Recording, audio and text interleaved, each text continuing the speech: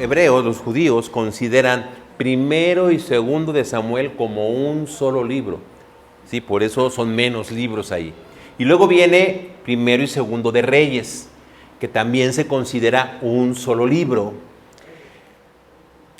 Esos primeros 4 libros, ¿cuáles son? Josué, Jueces, Samuel, incluyendo los 2, y Reyes, se conocen como profetas primeros. Y luego los que siguen, Isaías, Jeremías, Ezequiel y los 12 se consideran los profetas, qué ingeniosos, postreros, los primeros y los postreros. También señalamos, los 12 son considerados un solo libro. Por eso nada más son 8, ¿no? 4 primeros y 4 postreros. ¿Sí? Ahora, yo sé que están pensando, ¿dónde quedó Ruth? ¿Y dónde quedó Daniel? ¿Y dónde quedó Crónicas? ¿Y dónde quedó? Esos son de la tercera sección. Aquí lo que quiero recalcar es, uno, los 4 primeros, Josué, Jueces, Samuel y Reyes, son una versión de la historia del pueblo judío, desde la entrada de Canaán hasta el exilio. Si ustedes leen de corrido Josué, Jueces, nos brincamos tantito Ruth, y ahorita les digo por qué no nos brincamos, pero léelo de corrido, está bien. Josué, Jueces, primero Samuel, segundo Samuel, segundo. Es toda una trama que te cuenta toda la historia del pueblo judío, del Israel antiguo, es lo correcto, desde la entrada a Canaán hasta el exilio babilónico, cuando los conquistan los babilonios. Y son narrativas de la historia. Y luego los profetas postreros son los profetas escritores, aquellos profetas cuyas, como vimos hace rato, cuyos mensajes, oráculos o profecías se preservaron por escrito. Algunos de ellos sí los escribieron y otros se escribieron después de la muerte del profeta, coleccionaron sus mensajes y los hicieron libro. Entonces, por eso se clasifican como, se les llaman profetas postreros. Y juntos forman esta segunda sección, los Nebihim, que en hebreo significa profetas. Bien, vamos a la tercera sección, como vemos. Esta sección se llaman escritos y contiene todos los demás, para no errarle, todos los demás están allá, ¿sí? Salmos, que es el más grande de los libros de esta sección. Por eso, a veces se decía así, la ley, los profetas y los salmos. Pero salmos no se refería no solo al libro de los salmos, sino a toda la sección de los Ketubim, porque salmos era el libro más grande.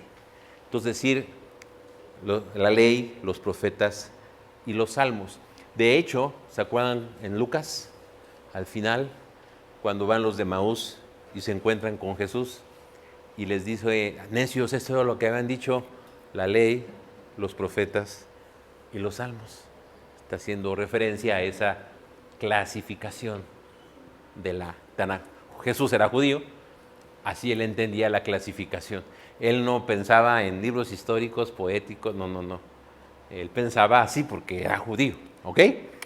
Luego vienen Proverbios y Job, Cantar de los Cantares, Ruth, Lamentaciones, Eclesiastés, Esther, Daniel, Esdras y Nehemías, que lo consideran un solo libro también, por eso está así, Esdras, Nehemías, y Primera y Segunda de Crónicas, que también se consideran un solo libro.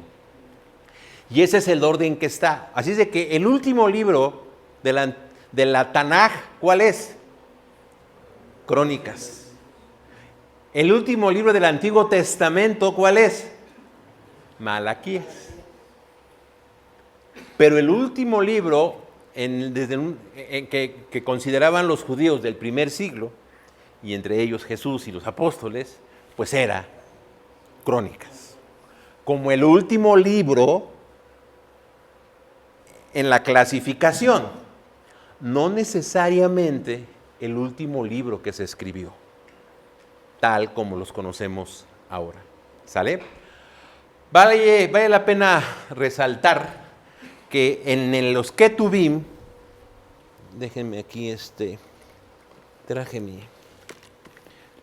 hay una sección corta, pequeña ahí, que se llaman los Megilot. ¿No está ahí señalado? Ahorita lo voy a señalar acá con esta cosa. ¿Cuáles son los Megilot? ¿O qué son los Megilot? Aquí está.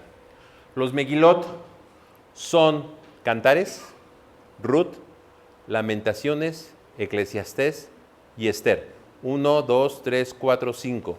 5 Megilot o rollos. Es una clasificación dentro de los Ketuvim que ponen estas narrativas, bueno, estos libros chicos juntos, y los ponen porque cada uno de ellos se leía en alguna fecha especial. Por ejemplo, Cantares se leía en el tiempo de la Pascua, haciendo una alegoría o un ejemplo de la relación de Dios con el pueblo. De hecho, eso lo retoma Pablo cuando habla de la esposa de Cristo y la iglesia esposa de Cristo, ¿no? Por cierto, hay 2 libros en la Biblia, en la Tanaj, que no mencionan la palabra Dios. Uno es Cantares y el otro es Esther. Esther es una narración muy profana. No se menciona a Dios. Ese fue un libro que los judíos batallaron para... Por eso esos libros que causaban cierta duda no entraron al canon en este periodo, sino se pusieron en el canon en este tercer periodo, que ya es precisamente en el periodo intertestamentario, es cuando se conforman esos libros. Quiero clarificar una cosa. No estoy diciendo que ahí se escribieron los libros, no. En ese periodo se hizo la lista, la colección. Probablemente algunos de esos libros ya existían antes, se escribieron antes, pero no estaban clasificados o incluidos en la lista del canon. ¿Sí me expliqué? No quiero que piensen que, por ejemplo, Eclesiastés se escribió en el periodo intertestamentario, en el año 200. No. En el año 200, 300, un poquito antes, con 300, allí se metió al canon. Ya se consideraba parte del canon. ¿Sí me expliqué? Para que no vaya a haber ahí un poquito de confusión. Bien, ahora bien, estos tienen diferente, se dan cuenta, Pentateuco es muy homogéneo, es una narrativa desde los inicios hasta la salida de Egipto, muy clara, muy específica. Los profetas tienen un estilo literario muy definido también. Los primeros 4 son narraciones y los otros 4 son mensajes, colección de mensajes.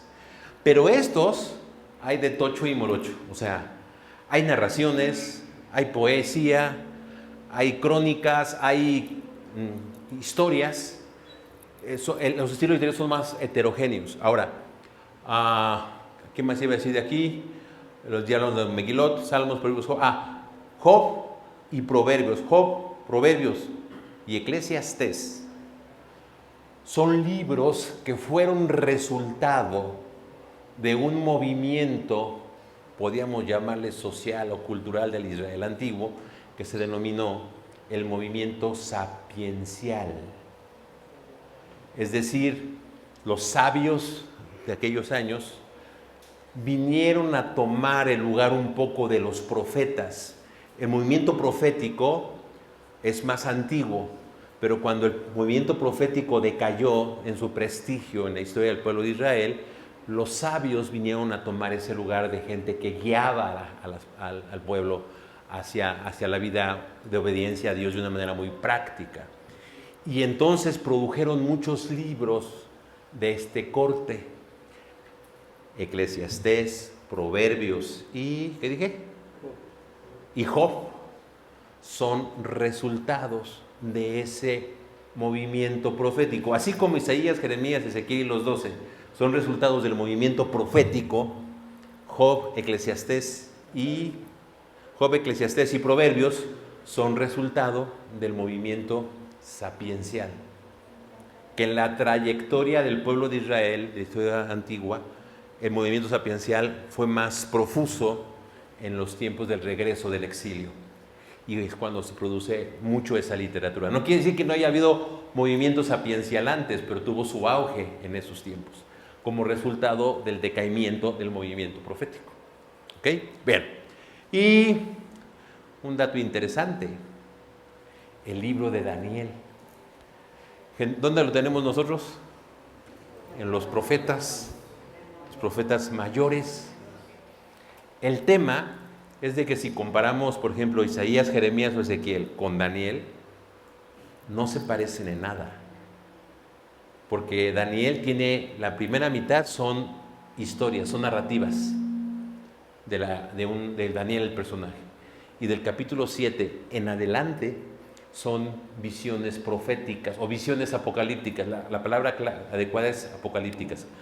¿A qué me refiero? El libro de Daniel tiene dos estilos literarios: narrativas y lo que se conoció como literatura apocalíptica. Es el único libro del canon del Antiguo Testamento que tiene este género literario de una manera muy clara y evidente.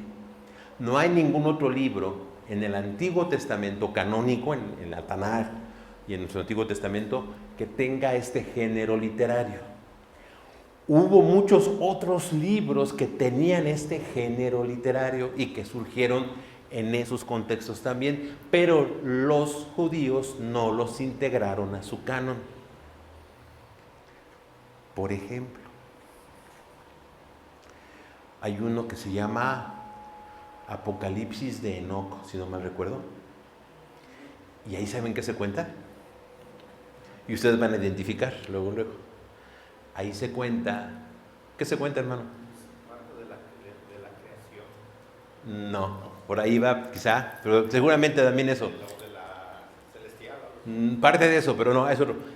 Se cuenta en ese libro que Miguel y Satanás se peleaban por el cuerpo de Moisés. ¿Te suena? ¿Dónde está? Eso está en Judas. A ver, ¿cómo está eso? No sé si captamos la implicación. Para Judas, el Apocalipsis de Enoc era igual que Crónicas, porque lo cita y hace referencia a él. ¿Sí me explico? Mi hermana se queda pensando. A ver, esa es la idea que estemos pensando. ¿Sí? Por lo que les decía hace rato, los cristianos pertenecen a los judíos y todos los judíos tenían esto en su contexto cultural. Y algunos judíos consideraban, algunos, no todos, que estos libros también eran la revelación de Dios. Pero después oficialmente esos libros quedaron fuera. Muy seguido ocurre eso en nuestros contextos también, ¿no? Está la versión oficial y las otras versiones de las cosas.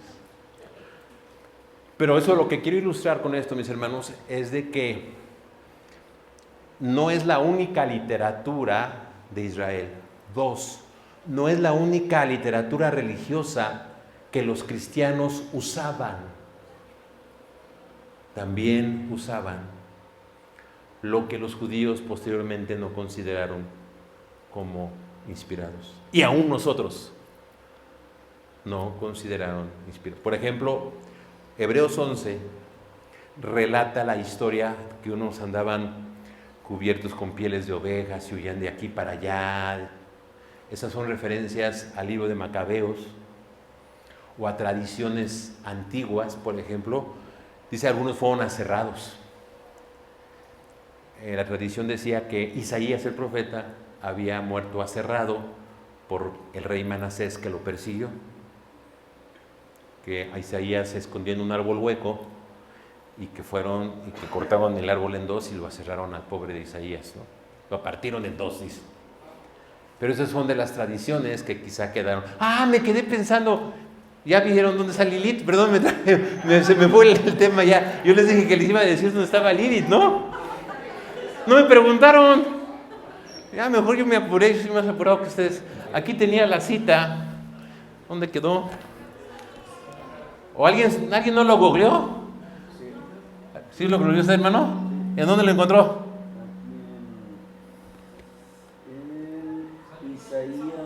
Isaías 34:14. Isaías, busquemos Isaías 34:14, hermanos. Pero no existe ahí, no existe la palabra en sí.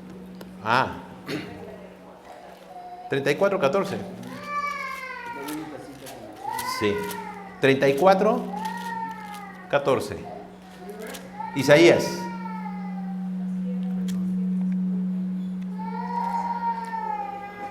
Allí el búho pondrá huevos bajo sus... No es ahí. Espérenme tantito, yo aquí lo había encontrado. Espérenme.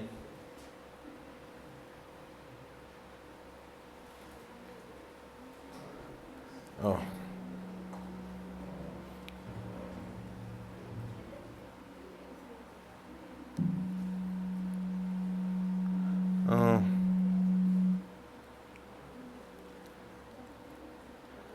Es Isaías.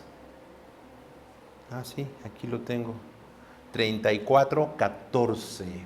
Las fieras del desierto se juntarán con los ciervas, las hienas y las cabras monteses se llamarán unas horas.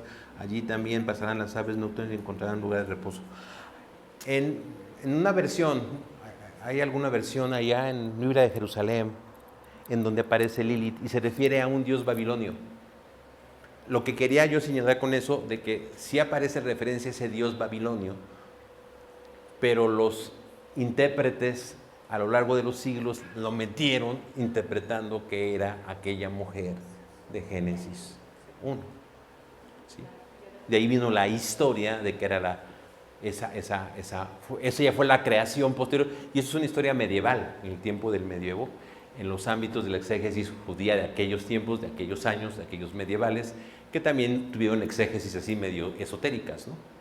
De ahí viene, y de ahí el asunto es que luego en ciertos lugares eso aparece como dicen, y en la Biblia aparece, y es ahí donde nos desconcierta cuando no sabemos todos estos contextos de los cuales estamos hablando. ¿Sale? Ahora sí, si le avanzamos, ya está. Morada y hará para sí reposo. Uno de esos, no sé si es la palabra hienas o alguno de ellos ahí se refiere a Lilith, la lechuza. Pero es parte de lo que viene siendo la mitología. Exactamente, notamos cómo entonces el profeta Isaías en ese mensaje está polemizando con el politeísmo babilónico. Era el dios ese, que después en la reinterpretación de las cosas se halla. Platicaba en la mesa con aquí hermanos hace rato de estas interpretaciones que los judíos hacían de sus mismos textos bíblicos pasados los siglos. Por ejemplo, ¿se acuerdan de ese pasaje así también medio complicado de Éxodo 2? Que Moisés va regresando a Egipto después de haber estado con su suegro 40 años. Dios lo manda, ve a Egipto y libera al pueblo. Dice que iba Moisés caminando y en el desierto, en un lugar donde se quedaron. ¿Qué le pasó a Moisés? ¿Fuerte? ¿Quién lo iba a matar? Dios. Dice, Dios se le apareció y lo quería matar. Y entonces Séfora agarra, le hace la circuncisión, hace como una especie de rito y es librado. Está medio complicado el tema, ¿no? Es un texto difícil, es un texto muy antiguo. Ahora bien, esa es la interpretación que se hace después de ese texto que se lee. Pero, por ejemplo, otra interpretación es reacomodan en uno de esos libros que no quedaron en el canon. Se dice que un personaje está hablando con Moisés y le está diciendo, ¿y te acuerdas que en el desierto cuando regresabas, Mastemá se apareció y quiso matarte? Le cambia, lo interpreta, no fue Dios, fue Mastemá. Y Mastemá es uno de los nombres que en esa literatura posteriormente se le dio a Satanás. Entonces lo que quiero señalar con esto, que estos textos a lo largo de la historia del pueblo de Israel se fueron reinterpretando, y esas reinterpretaciones las recibieron también, las conocían los cristianos del primer siglo. Es clarísimo. Entonces hay algunos versículos en el Nuevo Testamento que nos muestran eso. Solamente para que conozcan estas partes de la historia. Esto ocurrió. ¿Sí? Entonces tenemos que volver a hacer un ejercicio de reinterpretación, como dice el hermano acá. O sea, interpretamos el texto de Éxodo, no había hecho la circuncisión. Y es parte de, algunos dicen que fue una enfermedad, pero el texto dice así, Dios se le apareció. Y era algo tan claro que cuando se escribió eso tuvieron que dejarlo, porque si no iban a pensar que estaban violentando el texto bíblico. ¿Sí me explico?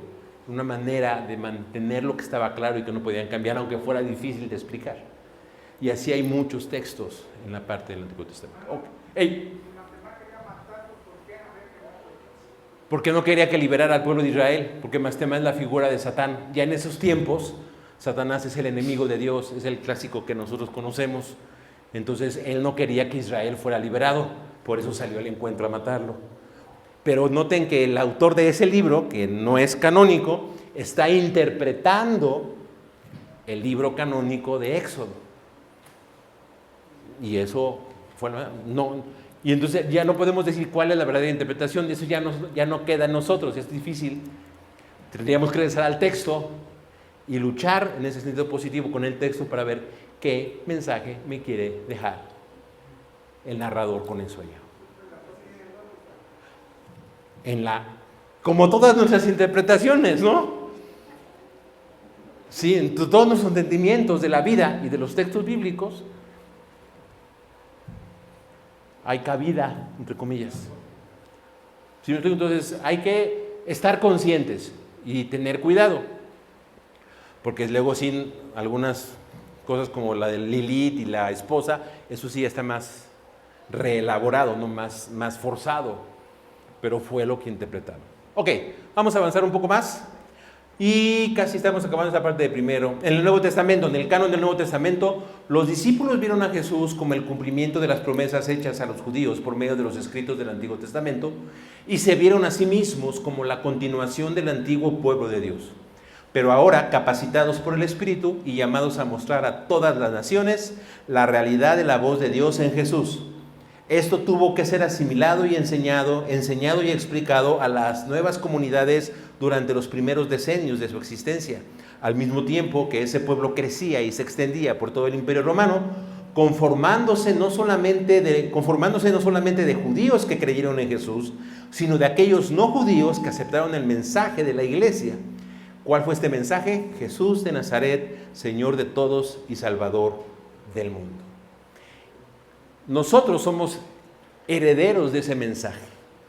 Somos continuadores de ellos que creyeron que Jesús es el Mesías prometido, encarnación de Dios, Dios humanado, que vino a salvarnos. Y vieron en Jesús el cumplimiento de todas aquellas promesas hechas en el Antiguo Testamento. Ahora, si han notado, yo he evitado decir la palabra profecía del Antiguo Testamento.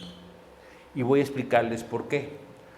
Porque la palabra profecía, ¿cómo la entendemos a la primera? ¿Cómo qué? Cosas futuras o predicciones. Y profecía en la Biblia no es esencialmente predicción. Profecía, el profeta es el que trae el mensaje de Dios, la palabra de Dios al pueblo, al rey, a las personas. Y es una palabra que tiene varios contenidos, o tuvo varios contenidos, elementos según el momento y según el mensaje. Que ¿Puede tener o tuvo en algunos momentos elementos predictivos? Sí. Por ejemplo, Natán va con David, le acusa de lo de Betsabé y le dice, pues se va a levantar en tu casa la violencia como resultado de tu desobediencia. Palabras más, palabras menos. ¿Era un elemento predictivo? Sí, pero de cumplimiento inmediato, ¿no? O en contextual. Entonces, yo prefiero hablar de promesas que Dios hizo a ellos y que en el Nuevo Testamento esas promesas se vieron totalmente cumplidas por la palabra y la vida de Jesús. De hecho, así dice, Él se presenta, porque Él dice, no he venido a abolir la ley, los profetas, sino a cumplirlas. Ahora, la palabra que se traduce por cumplir es pleró, así soy en griego, y es dar sentido pleno a eso dicho. Jesús es quien da un pleno sentido a todo lo que estaba dicho. Él lo cumple en ese sentido. ¿Mandé? Sí, se cumplen, pero insisto, se cumplen las promesas y las promesas, ¿qué es cumplir? Tienen pleno, completo sentido en Jesús de Nazaret. Ojo, bueno, yo soy cristiano, soy bautista y aquí estoy bien centro en el primer principio bautista. ¿Cuál es nuestro primer principio bautista? Cristológico. Yo todo lo filtro a través de la persona de Jesús de Nazaret, del Cristo de Dios. Entonces, el Antiguo Testamento no me lleva a Jesús de Nazaret. Yo entiendo el Antiguo Testamento a la luz de Jesús de Nazaret. Es diferente, ¿eh? Jesús no debe de ser entendido a la luz del Antiguo Testamento. Al revés. Yo entiendo el Antiguo Testamento y toda la realidad a la luz de Jesús de Nazaret, el Cristo de Dios, Dios encarnado. Bajo esa realidad yo entiendo el Antiguo Testamento. Por eso, hace rato estábamos en la mesa platicando de Emanuel, ¿no? ¿Quién estaba platicando de Emanuel? Allá, ¿no? Leo Isaías 7:14, ¿y en quién pienso? ¿Pienso en el hijo que nació en el tiempo de Acaz? No. Yo pienso en Jesús de Nazaret, porque Jesús de Nazaret da pleno sentido a eso. Y cuando leo Isaías 53, ¿en quién pienso? En Jesús de Nazaret. Porque yo interpreto Isaías 53 a la luz de Jesús de Nazaret, no al revés. Porque si fuera así, todos los judíos creerían. Y no es así. ¿Por qué? Porque Jesús dijo, sígueme. Porque dice, yo vine a darle pleno sentido a aquello. Porque yo soy el Mesías prometido. Créeme. ¿No creen que yo soy? Y entonces estamos bien en nuestro centro de fe, en nuestro primer principio cristológico. Ya son de más ortodoxo, ¿no?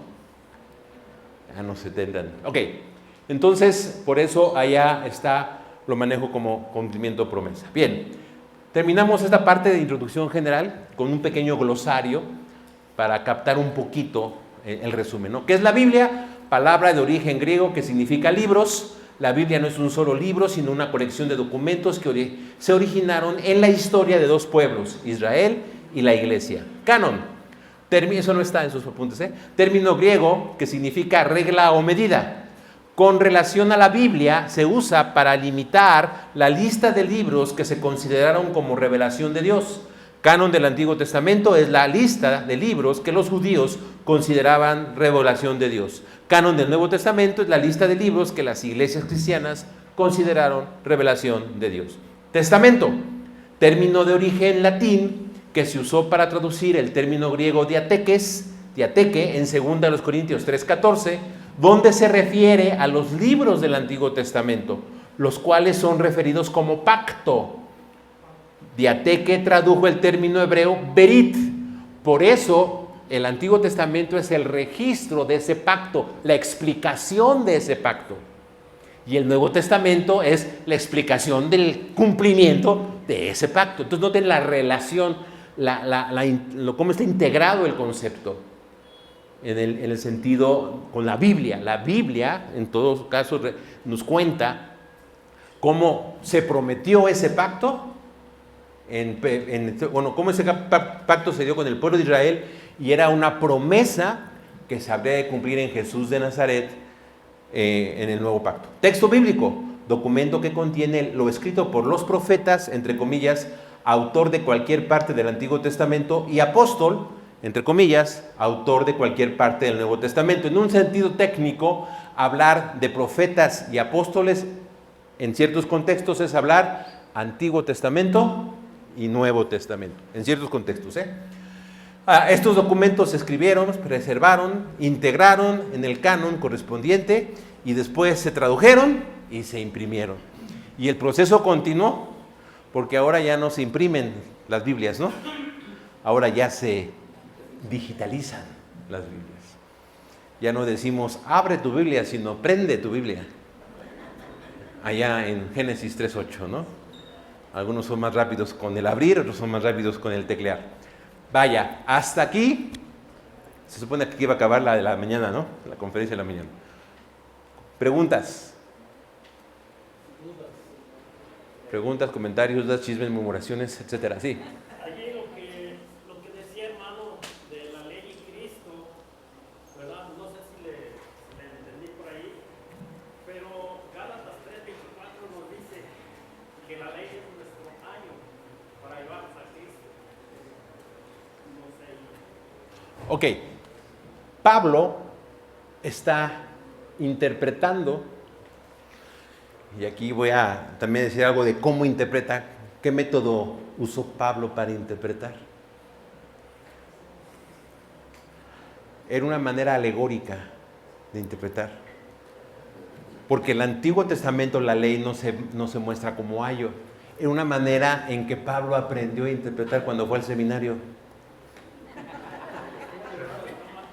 No sé, pero fue a la Universidad de Tarso, dicen por ahí. Y Pablo era una persona que creció en el ambiente helénico. Ay, gracias, hermano. En el ambiente helénico, en el ambiente griego. Y aquí está la parte de la historia, ¿no? Cuando el pueblo de Israel fue conquistado por los griegos en el famoso periodo intertestamentario, lo que quiso hacer Alejandro y sus sucesores fue que todo el mundo tuviera la cultura griega.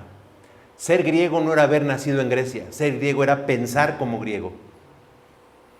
Y entonces eso se llamó helenismo. Y muchos judíos nacieron en la diáspora, en todos lados, con la influencia del helenismo. Y esta influencia se vio o afectó la manera en que los judíos interpretaban el Antiguo Testamento. Y Pablo, pues aprendió esos métodos. Hay un personaje muy conocido que está en sus escritos ahí, constatados por la historia, que se llamó Filón de Alejandría. Filón fue un judío, un filósofo judío en la ciudad de Alejandría, donde había fuerte influencia helenística y había una colonia judía muy grande. Filón era de allí. Y sus interpretaciones del Antiguo Testamento son muy alegóricas. Por ejemplo, los 4 ríos que salían del Edén, Éufrates, Tigris, Eidekel y Pisón, son las 4 virtudes que deben de llenar el alma de todo el mundo. Esa es una manera alegórica. El alma de todo el mundo, todas las personas. O sea, ellos decían, en el texto bíblico hay 2 niveles de enseñanza, el nivel literal y el nivel profundo. pero eso es influencia griega del método alegórico. El asunto es de que Pablo dice en Gálatas que nosotros somos hijos de la ¿quién? Cuando pone a Sara y Agar. Somos hijos de la libre, somos hijos de Sara y no somos de Agar, que es la esclava. Los de Agar son los de la ley, los de Sara, estoy parafraseando, son los de la gracia. Y él dice claramente ahí, y esto es alegoría. Entonces Pablo, como buen estudiante de seminario de Universidad Helénica, usó el método de interpretación para explicarnos que ya no estamos bajo la ley, sino bajo la gracia. Pero hay que reconocer que usó un método que ahora en los seminarios lo condenaríamos. Pablo no pasaría la clase de hermenéutica en el ITEBAM. En el IBAME, perdón. ITEBAM es otro, sí. Pero de acuerdo ahí a Éfesos, es correcto. De acuerdo a Éfesos, es correcto decir que la ley nos lleva a Cristo, porque si bien hay muchos judíos que no han creído, pero sí también hay muchos que han creído, ¿no? Sí, ¿verdad? Sí. O sea, Pablo es uno de ellos. Pablo en su encuentro con Jesús y en todo lo que él trae, ahora sí que todos sus contextos, entiende lo que es el Evangelio y lo proclama. Tanto que algunos han dicho que Pablo predicó otro Evangelio diferente al que trajo Jesús. Esa es la gran crítica que hay. Y aquí está la razón de esos argumentos. Yo no digo que sea así, pero estoy explicando por qué surgen esas opiniones y lo que hay de cierto en el sentido histórico de eso que se dice. Porque sí, ahí quedó en Gálatas, y Gálatas es un libro inspirado, es del canon y es la revelación, pero entonces sí tenemos que reconocer lo mismo que dije hace rato de Judas cuando dijimos cuando Judas cita un libro apócrifo. O sea, hay que reconocer que ellos sí creían que eso era. Que nosotros no está bien, pero yo estoy diciendo, y no estoy diciendo que debemos de creerlo, pero ellos sí lo hacían. Ahora sí, mi hermano. Sí, nada más quiero comentar respecto a la influencia que tenía, que de hecho él sí te dice dónde está muerte tu aguijón, dónde está sepulcro tu victoria. Entonces él usaba algunas alegorías y que de alguna forma era una influencia y que lo hacía diferente. Su manera de argumentar también es una manera griega, ¿sí? O sea, y ayer estaba platicando con los hermanos, ¿con quiénes comimos? El hermano Oscar, ¿sí, verdad? El que es pastor acá en... Eso. Y nos platicaba del contexto donde él está. Aquí está lo aplicable de esto a nuestros ministerios, hermanos. Nosotros también estamos en contextos los cuales nos afectan y nos condicionan. Y tenemos que reconocerlos y tenemos que tener la habilidad de poder transmitir la verdad que Dios nos ha encargado en esos contextos y hacerlos entendibles, como Pablo hacía entendible el Evangelio que él recibió en su contexto, igual los demás autores del Nuevo Testamento, ¿sí? Entonces, la idea de estas charlas es que nos tratemos de ubicar allí un poquito en estas cuestiones del contexto social, contexto cultural, contexto histórico, que tocamos todos en el momento en que estamos explicando cada uno de los ejemplos. Bien, vamos a avanzar y vamos a la segunda parte. Técnicamente estaríamos empezando ahorita la segunda conferencia. No crean que nos vamos a tratar de irnos rapidito. El Pentateuco. Vamos con esta primera parte de la Biblia. Y dice así: contextos históricos, asuntos literarios e integración de los textos.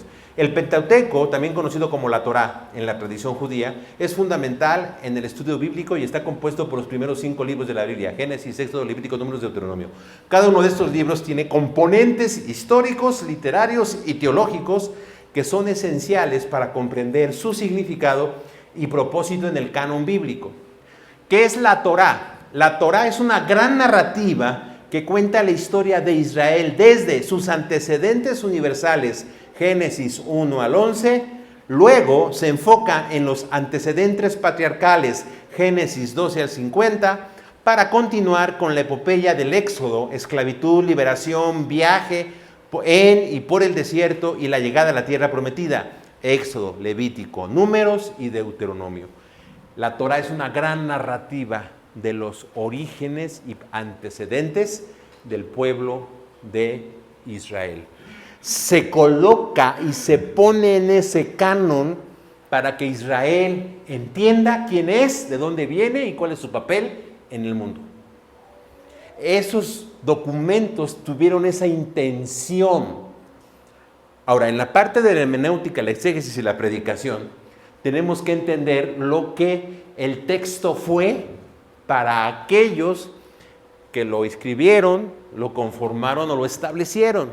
Y ya vimos que este proceso fue un proceso de largo tiempo.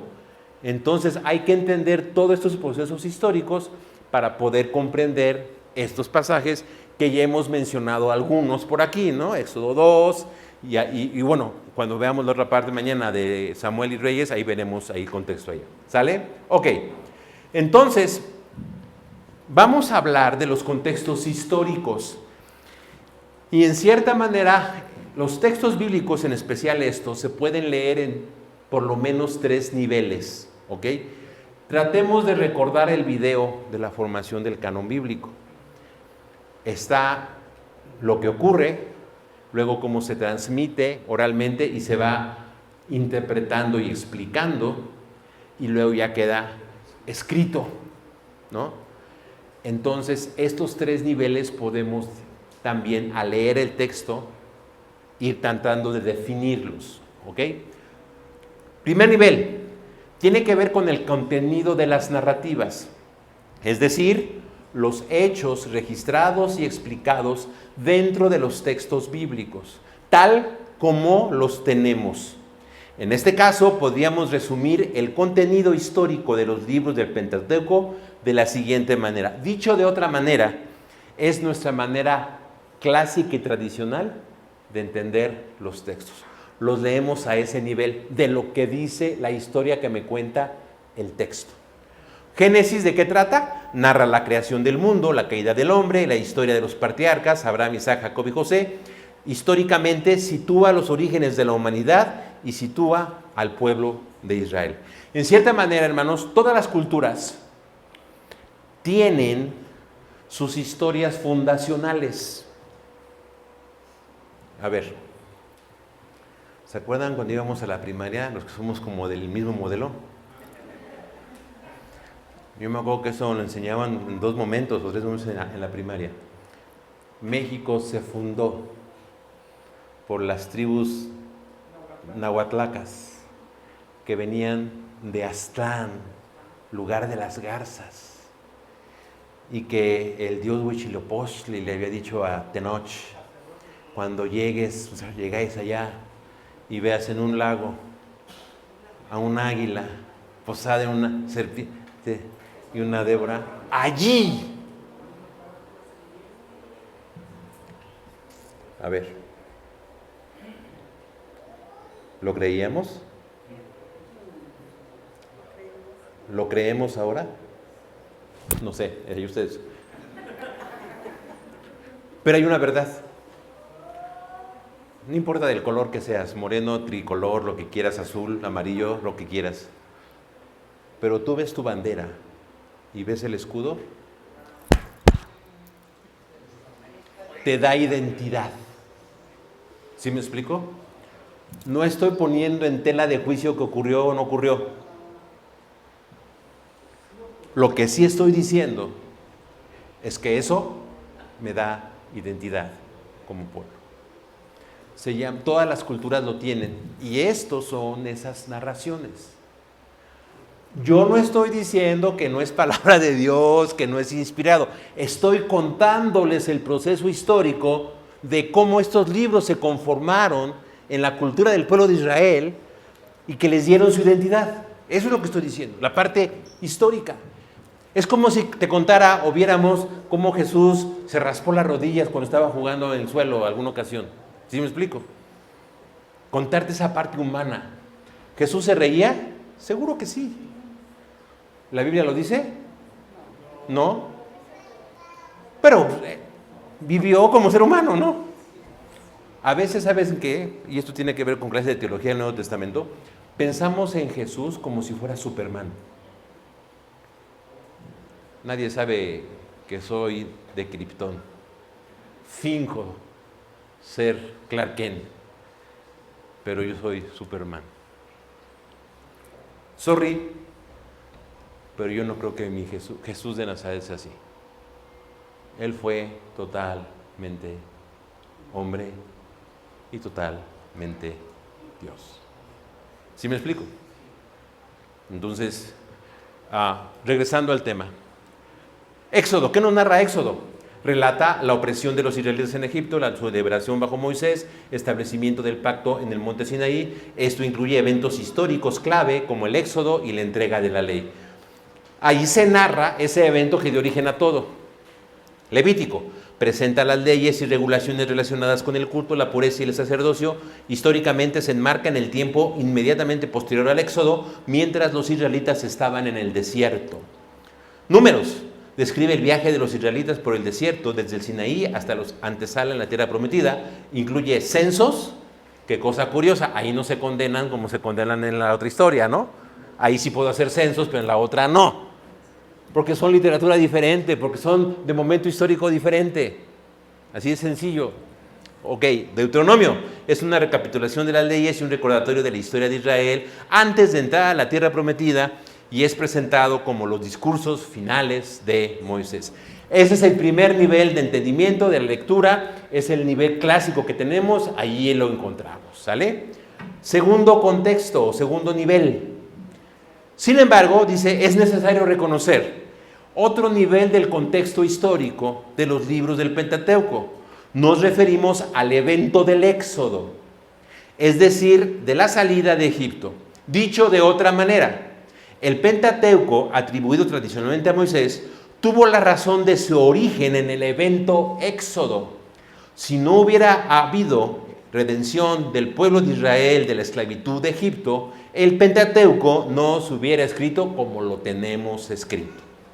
Así pues, habrá que leer el Pentateuco no solamente desde el contexto relacionado con el momento anterior, cuando sucedieron los eventos, sino en el contexto del surgimiento del pueblo de Israel como nación.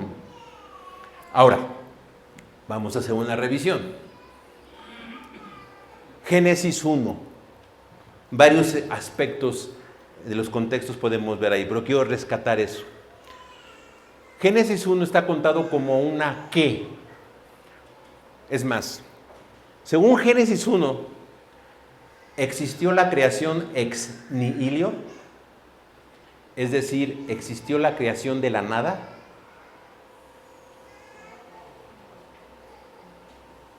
Dice que el principio creador de los cielos y la tierra es como un título, y la tierra estaba desordenada y vacía, y el Espíritu de Dios se movía sobre la faz de las aguas. Y Dios comienza, como dijimos hace rato, a hablar y a hacer. Y comienza un proceso. Dice que la tierra estaba desordenada y vacía. Tohu y Bahu, creo que son las palabras. Dicho en otros términos, era un caos. Y Dios, con su palabra poderosa, fue dando orden, forma a todo. Yo tengo un sermón de Génesis 1 que llamé del caos al cosmos. O sea, todo esto sirve para hacer sermones. En verdad.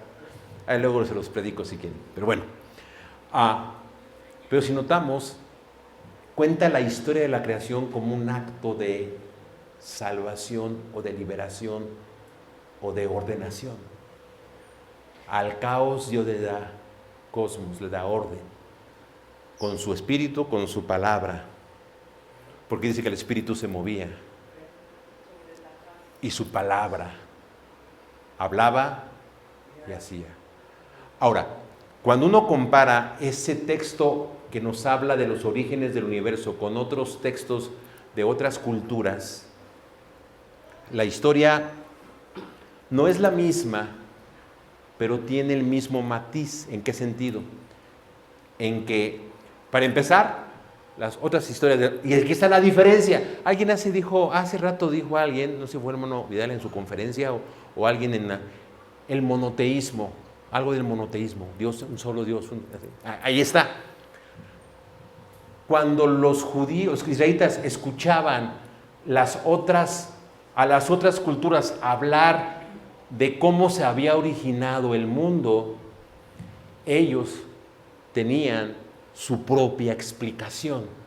Y su propia explicación no era como la de los otros. ¿Qué decían algunas de estas culturas? Por ejemplo, antes de hablar de la existencia del mundo y de la tierra, hablaban cómo habían existido los dioses.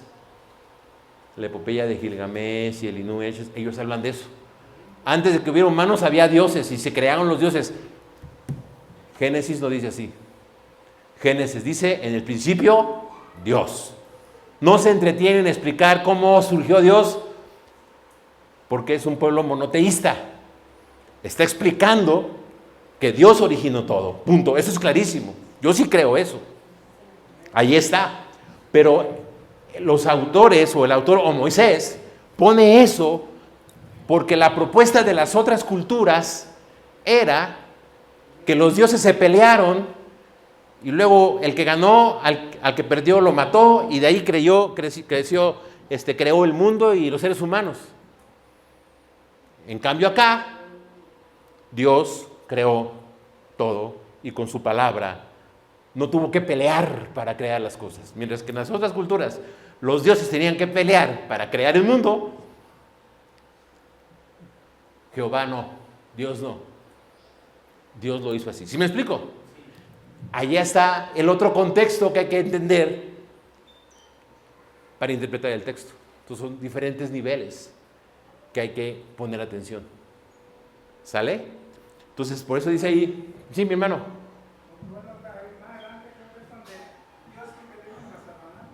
¿Dios qué?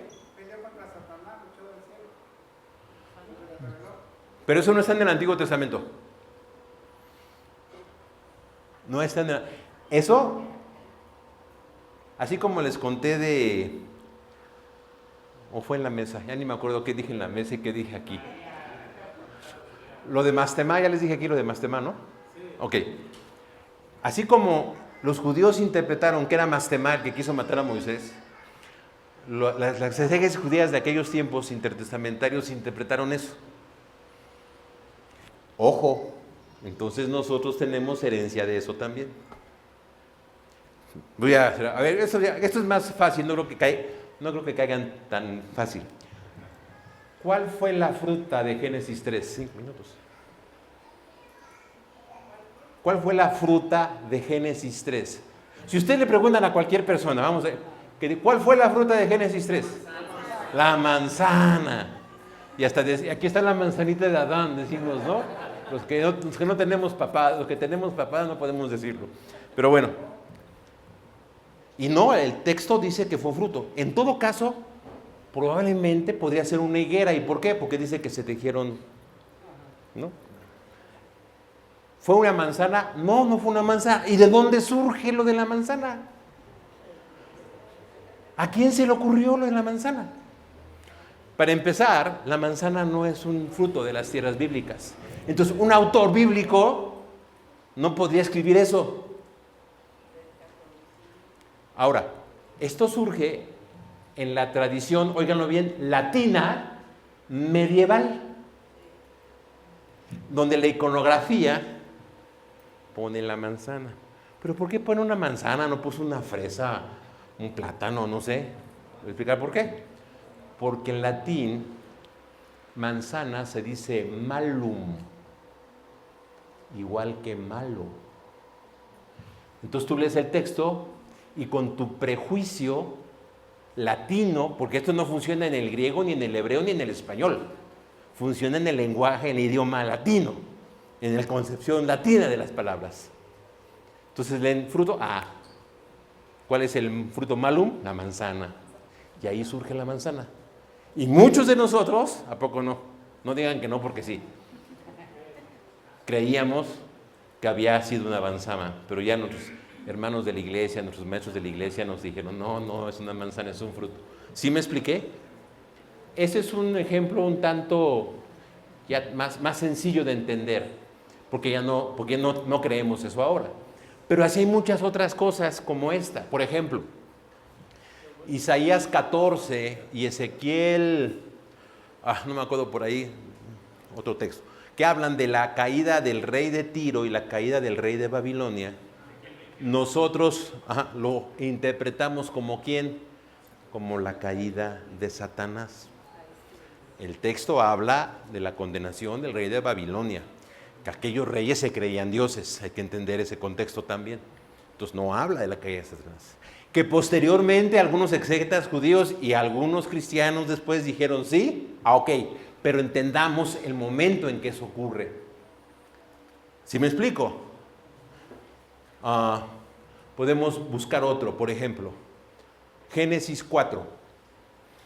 ¿Por qué no aceptó Dios el fruto, o la ofrenda, perdón, de Caín?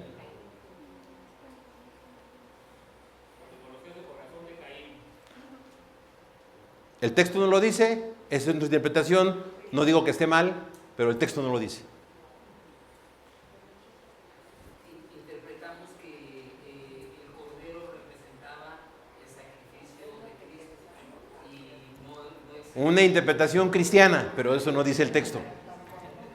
Ahora, acuérdense que parte de los principios hermenéuticos es ¿qué dijo el texto a la persona que lo escribió o la persona que lo escuchó?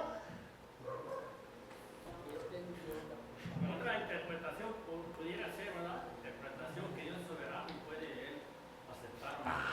Ahora, vamos con esa. En la línea de Génesis hay esta idea. Dios voltea la lógica del ser humano. Los menores están sobre los mayores. Todos los hijos que Dios bendice en Génesis no son los primogénitos. ¿Te acuerdas? Bueno, Abraham, Isaac, tuvo Isaac, pero tuvo antes a Ismael. ¿A quién prefirió? A Isaac. Isaac era el de la promesa. Interpretación de Pablo. Exacto, es eso. Ahora, insisto, yo nada más estoy diciendo lo que está, ¿no? Que quede claro, porque esa es mi labor y eso es lo que me encanta, ver lo que pasó. Y a la explicación, esa es en la clase de hermenéutica o en la clase de teología. ¿Sale? Ahora, estamos con Isaac. Isaac tuvo dos, ¿no? Jacob y Esaú. ¿Quién fue el mayor? Esaú. ¿Y a quién prefirió? ¿O quién fue el que trajo? Jacob. Jacob tuvo 12. ¿A quién le correspondía? A Rubén. Bueno, Rubén no. ¿Quién le seguía? Simeón y Leví. Y tampoco. ¿Quién fue? Judá. Pero ¿recuerdas que Jacob tenía un preferido? ¿Que se llamó? ¿Cuántas tribus hay? No. Hay 13 tribus, mis hermanos. Son 13 tribus y 12 hijos.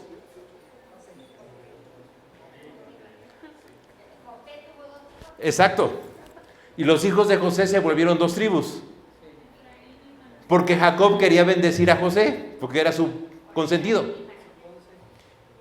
Y Dios, o en la historia es Judá, el de la realeza, ¿no? Que hasta que se levante Silo, las palabras proféticas de Jacob, allí en esa parte final. Pero vamos leyendo la historia y luego un menor es preferido sobre un mayor. Entonces eso checa con Génesis 4. Sencillamente porque Dios quiso. Ahora, cuando leemos con atención el texto, Dios, ¿a quién le habla? Génesis 4. ¿A quién le habló más? Mejor dicho, ¿a quién le habló? Porque al otro ni le hizo caso. A Caín. ¿A quién lo quiere detener? ¿A quién quiere cuidar Dios? ¿A Caín o a Abel?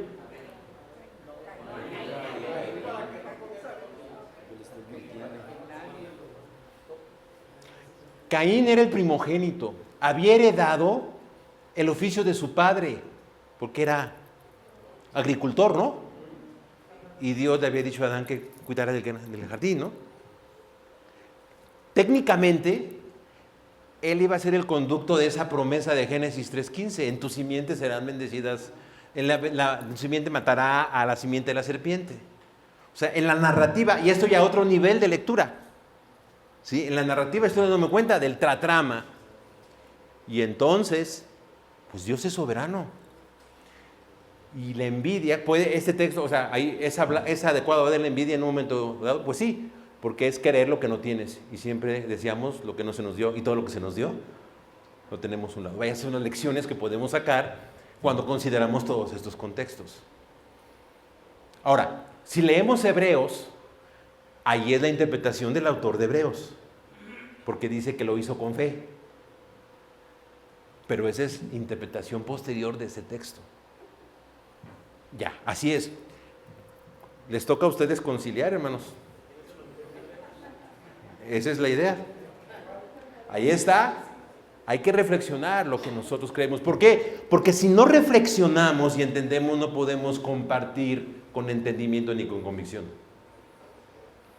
Y si nos preguntan estas cosas, claro, en YouTube las ves. A mí luego me dicen el Señor que por qué les digo estas cosas, ¿no? Digo, porque te las van a decir ahí tus...